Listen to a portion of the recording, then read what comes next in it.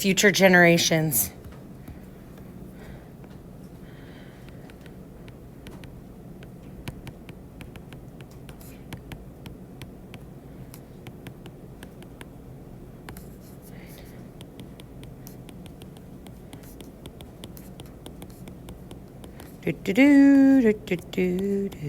Okay, walking around, most of you got that. I just wrote them out for anyone watching this online.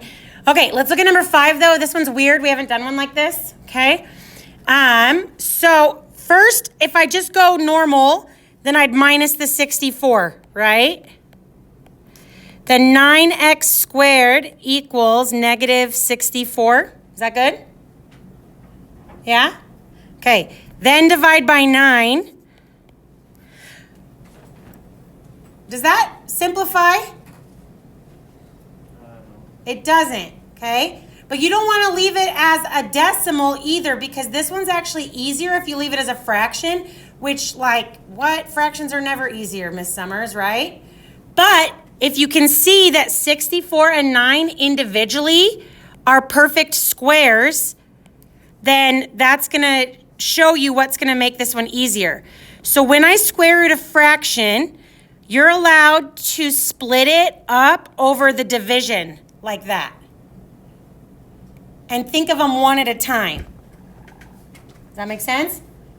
Okay, so then what's the square root of negative 64? Be careful. What's the square root of negative 64? 8, so close. It's a negative square root. 8i, right? And then what's the square root of 9? Anyone? 3. So when you have ones like this where it's a fraction, it's not too bad if you leave it as a fraction, because I can square root the top and the bottom separate. Does that make sense? And then just don't forget to do then your positive and your negative. So 8i over 3 and negative 8i over 3. Does that make sense? Good. I'm glad I noticed that one, because I think there's some on your homework like that. Any last questions? Great job, you guys. So much homework.